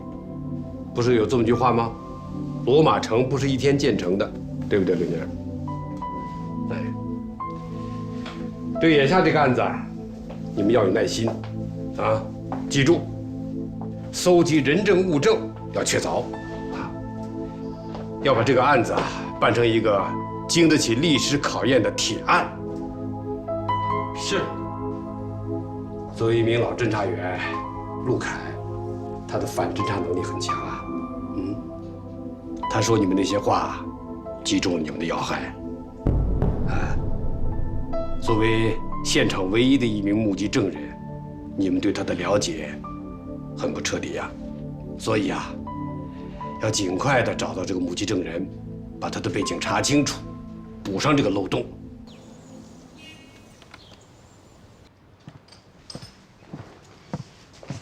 来，请喝水。好，谢谢。那个钓鱼的人呐，叫齐少辉，今年50多岁，没有老伴儿，无儿无女，自己住了一套独门独院，一个人过日子。那他在那里住了多久？解放前他就在那儿住，他是一个老住户了。他平常的表现怎么样？平常的表现嘛，人倒是挺老实，话也不多，待人也很和善。据他们的邻居讲，他自从搬到这儿就没有搬走过的意思。那他现在在不在家的？我们想去找找他。哎呀，刘科长，实在太不巧了，前几天刮大风，一片瓦片正砸在他的头上，把他头砸破了，这不还在医院躺着呢。刘科长，当时啊，我正在离案发地不远的地方钓鱼，没看见那个女的啥时过去的，只是看见一个男的和你穿着一样的衣服，个子比你高，大概1.85米左右，从我身后边走过去了。不一会儿，就隐隐约约听见一个男的和一个女人吵架的声音，隐约听到农村媳妇儿的声儿。可是不到2分钟，那枪就响了，把我吓坏了。我没敢朝枪声的方向走，只好报了警。齐师傅，你再仔细想一想，有没有什么细节被遗漏了，或者是没想起来的地方？刘科长，不是我想不起来，当时他们吵架听不太清，我知道的就这些了。那好吧，这样，您好好养伤，如果再想起什么来的话，跟我们及时联系一下，好不啦？哎，好的嘞，好的嘞。那我们先走了，你好好养伤啊。好。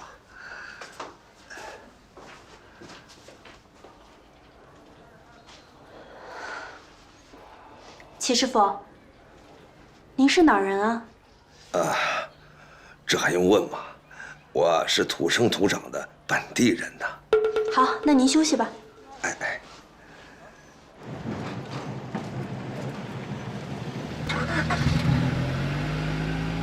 小周，你刚才听到他说的了吧？我们的调查一点问题都没有。看来这次陆凯这小子真的是凶手。刘科长，赶紧回医院。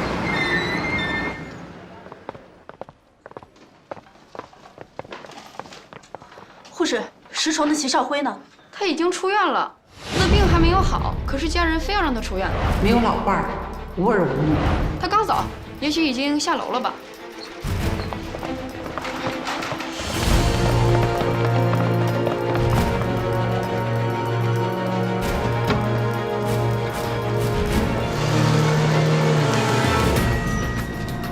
开车。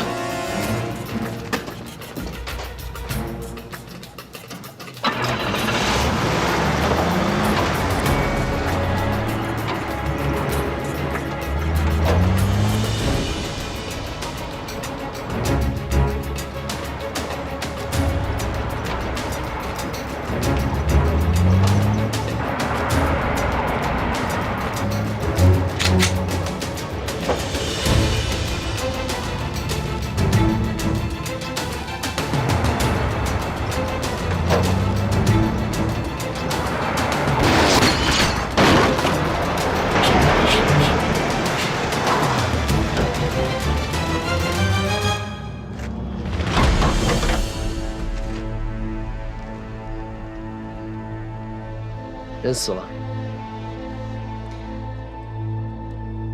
这是杀人灭口。你是怎么看出他破绽的？齐少辉在户籍登记上是一个本地人，可是却在说话的时候带出了好的呀、好的呀这样的南方口音。跟我们及时联系一下，好不啦？好的嘞，好的嘞。马上派人搜查他的住处。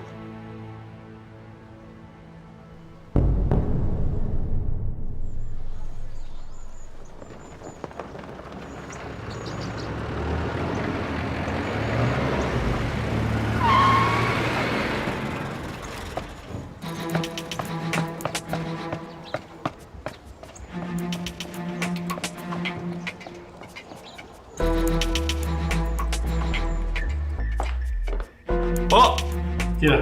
是。局长，情况怎么样？我们到齐少辉家里，发现有被翻动过的痕迹，从现场来看，迪特是比我们早到了一步。他和周围邻居平时也没什么接触，看来是敌人主动把线索给掐断了。哎，刘科长，俺就进去给他送饭，有什么不行的？你看看你，我都跟你讲过好几遍了啊！他的问题没有讲清楚之前，任何人，包括你这种家属，都是不能见的。这是纪律，这还不清楚吗？那俺怎么听说那个死刑犯临死之前还能吃顿饱饭呢？俺问你，俺家铁蛋判死刑了吗？死刑当然没有判了。那不就完了？他都没判死刑，凭什么不能吃顿俺给他送的饭？你怎么这么不讲道理呢你？不是我不讲道理，是，哎，你这不就是胡搅蛮缠吗？你再这样，我要把你扣起来的，我告诉你啊。沫儿，你要把俺也扣起来？哎，你们都听见了吗？就他叫刘宁，他不光抓了俺家铁蛋儿，现在还要把俺也扣起来，俺犯什么错了呀？你们公安局还有天理没有啦？凭什么呀？你走，跟我去见周局长，俺得让这个院子里最大的首长给俺评评理。行，行，不，你别激动，这样你听我说啊，你看这么多人都看着呢，不管谁对谁错，你这样做影响可就不好了。男女授受不亲的，就是。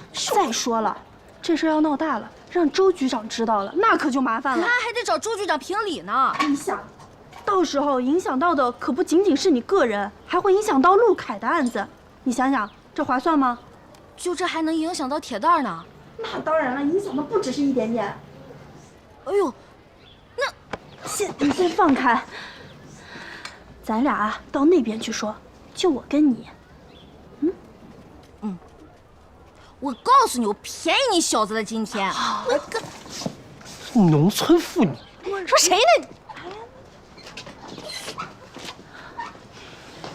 讨厌！你先冷静一下。红姑，关于这个案子呢，我可以给你透露一点点的内部消息。真的？不过你可千万不能告诉别人。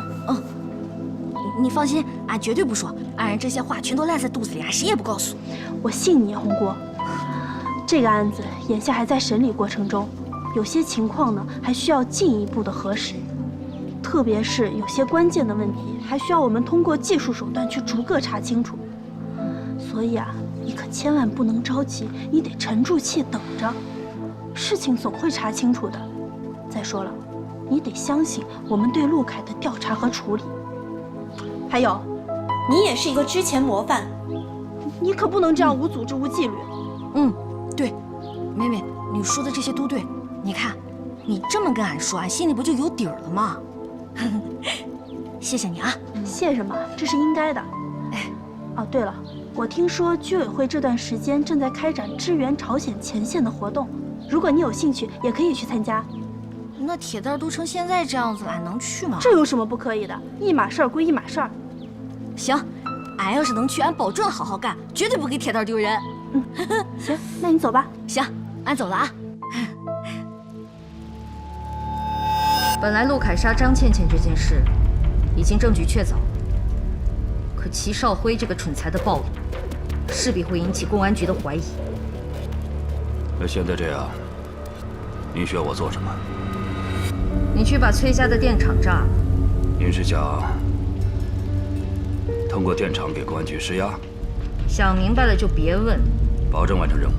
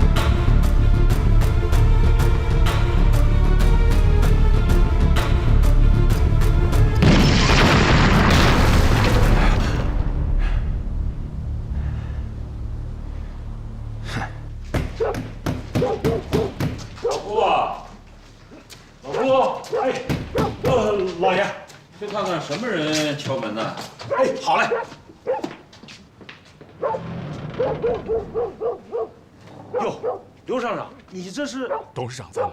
在。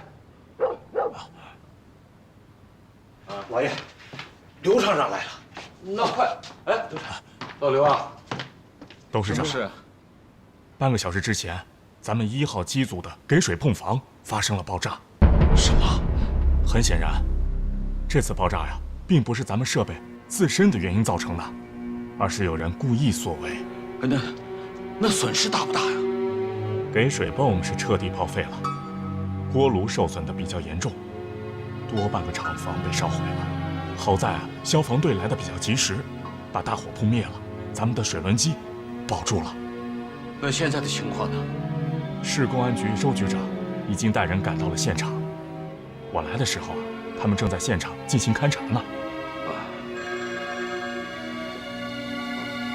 老板，你去接一下电话。哎。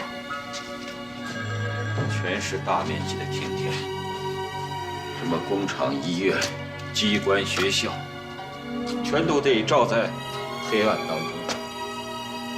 责任重大，责任重大呀！陈主任听说这件事情，很是关心，他现在已经动身，正在去往你们府上的路上。哎。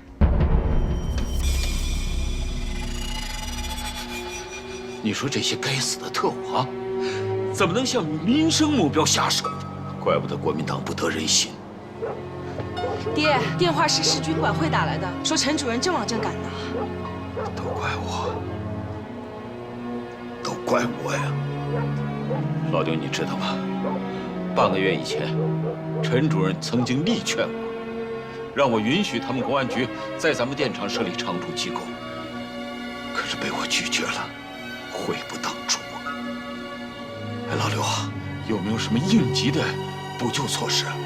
董事长，在来的路上我想过了，虽然咱们目前呢受损比较严重，但还是有办法进行补救的。那好，那我换一下衣服，咱们马上去电厂。边走边说啊。好。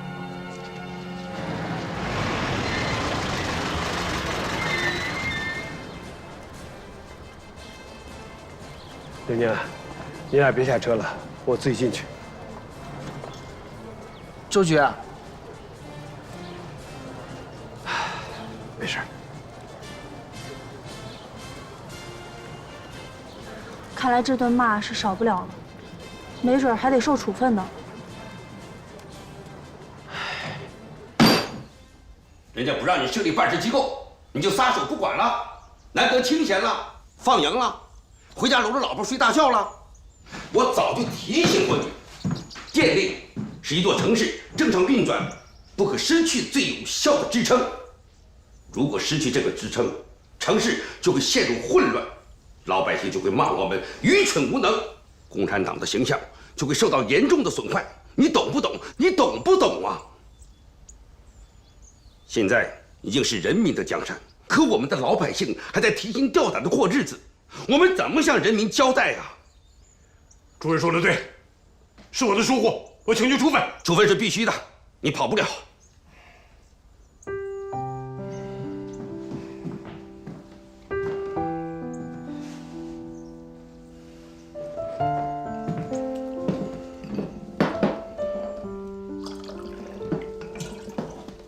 老周啊，敌人炸电厂的目的是什么？是为了扰乱民心，转移我们的侦察视线，掩盖他们的真正目的。我们要稳住阵脚，千万别让敌特牵着鼻子走。按上级指示的精神，以守为攻，重点布控。掌握惊蛰行动的目的，才是专案组的重中之重。所以说，你我身上的担子不轻快，容不得闪失，我的老周。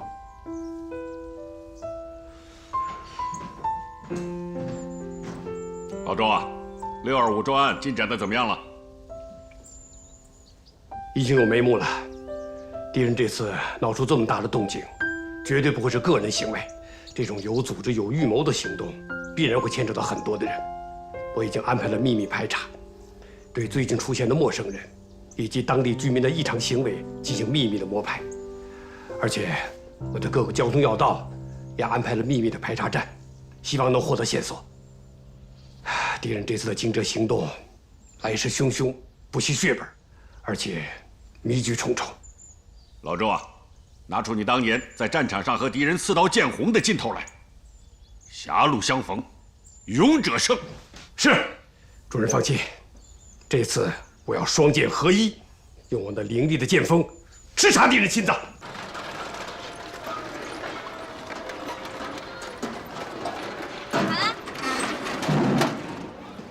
不用找了。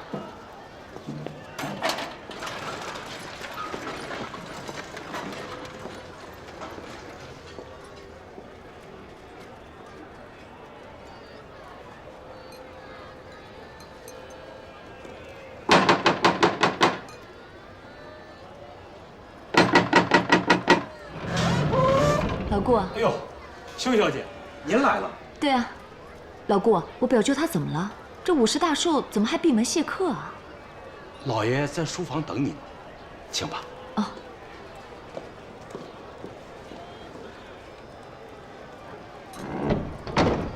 表舅，您说您上次炸弹遇袭的事情还没抓到凶手，后来倩倩表妹遇害，凶手到现在还没有定案。昨晚呢？电厂发生爆炸，我怎么觉得事事都针对咱们崔家呀？您说是不是这公安局故意不作为啊？我有的时候就想，如果盛文表哥还活着，那该多好啊！尤其是见到表嫂和洪涛，哎呀，我真的是忍不住的想哭啊！表哥如果还活着，就没有人敢欺负咱们了。盛文的死啊，也许像传说的那样和解放军有关，但是不管怎么样，那都是他造孽在前，报应在后。表舅啊，听说杀害倩倩的凶手就是陆凯，可是公安局迟迟不处理，这是不是共产党故意包庇啊？共产党所以能够得天下，就是因为他们得人心。你就拿把土地分给穷人这一点来说吧，就足以证明了。这可是前无古人的壮举啊！再有表舅啊，如果共产党知道您这番见解的话，说不定能给你个市长当当呢。你在讽刺我？我哪敢呀！我只是觉得你有点过于相信共产党了。其实最后的结果未必像您预料的那样。既然这样，那请你把话说清楚。我崔某人最后到底会是个什么结果？哎呀，表舅，免去这个称呼，把你想说的话全都说出来。那我可就直说了，表舅，其实有些传言呢，我真的不相信。可是人家说的有鼻子有眼儿的，真的是难辨真假。他们说我盛文表哥呀，并没有死，还说啊，他正藏在一个大山沟里蓄势待发，等待着国民党光复大陆呢。一派胡言！我告诉你，你这是在用恶毒的语言亵渎神灵。哎呀，表舅，这不是我说的。你给我出去！就出去！表舅，你给我！表舅，你别，我走。哎呀，表嫂。爹，什么事儿发这么大火呀？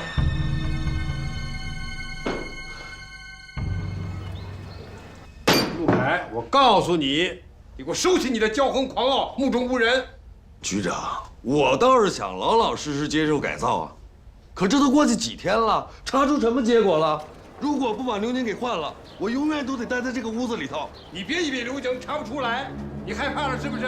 怕他把你查清楚，对不对？局长，我再说一遍，我是被冤枉的，我没有任何问题。你冤枉，你没问题。是啊，那这么多都不人证物证都指向你，你怎么解释？我解释不清楚，要不然您毙了我得了。你别以为我不敢，我现在就把你送到监狱去，换个地方，让你跟那些地痞流氓住在一起，感受感受。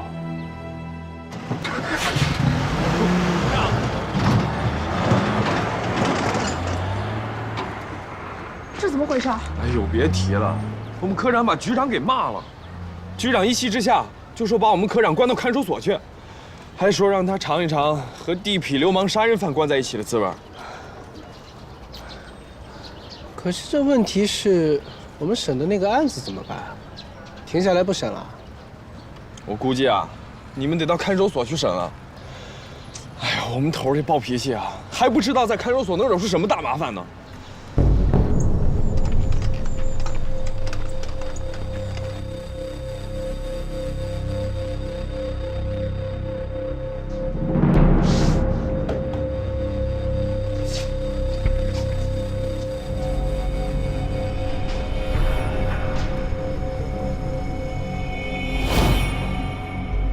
哥们儿，犯啥错了？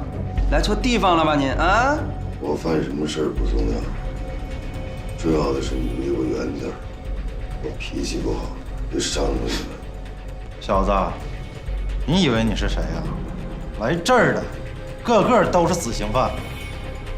看你那样，八成是共产党派进来的探子吧？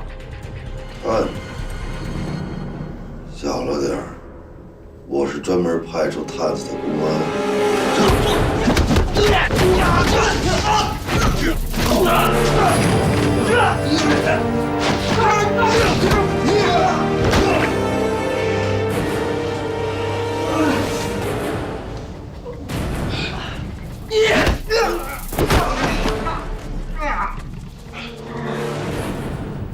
人生在世，福祸相依。老子给共产党卖了10几年的命，就因为一点小事儿，让我成了阶下囚。我这气儿正不顺呢。谁还想给我解解闷儿，尽管来。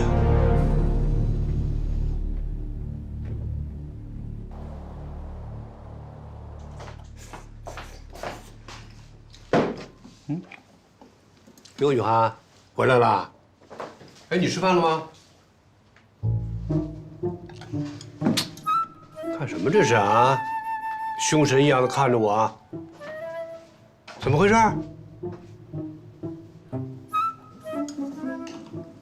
你有事瞒着我？什么意思啊？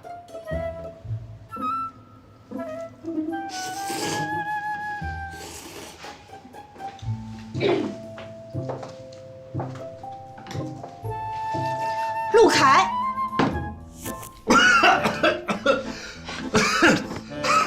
么着，心虚了吧？我问你，为什么陆凯的案子还有那么多的疑点没有排除，你们就把他送到看守所里去？是不是因为崔家施加压力呀？局长，坦白从宽，抗拒从严啊！孩子真是没大没小的，这是按程序办案啊，你不要管。来，雨涵，这个鸡蛋你吃了，来。吃鸡蛋啊？干什么？哎，我还没吃饱呢。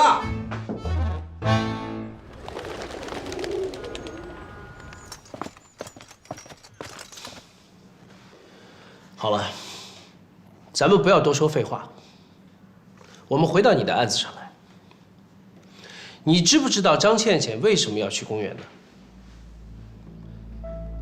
因为有人给她送了一束鲜花，这束鲜花上有一张卡片，她是看了这张卡片以后，才兴冲冲地冲到了公园里。是吗？你知不知道卡片上都写了些什么？我哪知道？我不该对你发火。今晚演出结束后，解放公园见，不见不散。陆凯，这是不是你写的？扯淡！可是笔迹的鉴定结果跟你枪支的鉴定结果一样，都显示这些跟你有密切的关系。你在证据面前还狡辩死不认账是吧？陆凯，你是老同志了。你应该清楚我们的办案程序的。我们是重证据、轻口供。今天即使你一个字都不说，我一样可以定你的罪。你不要再自以为是的耍小聪明了。在这些新证据面前，你还能说我的证据链条不完整不完备吗？咱们是老同事了，我跟你实话实说，你现在出路只有一条，就是老老实实的全盘交代你的犯罪事实。你自己好好考虑一下。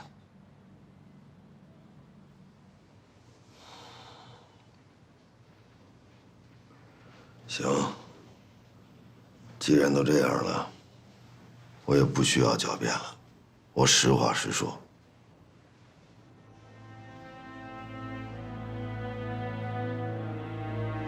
那个卡片上的字，确实是我写的。写完之后，我让卖花的人把他送到张倩倩的宿舍门口的传达室。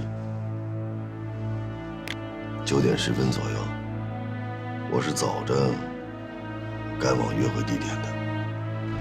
你赶紧把红姑赶回老家去，要不然我就把咱俩在一起之后你让我怀孕的事情告诉周局长，我要让你身败名裂。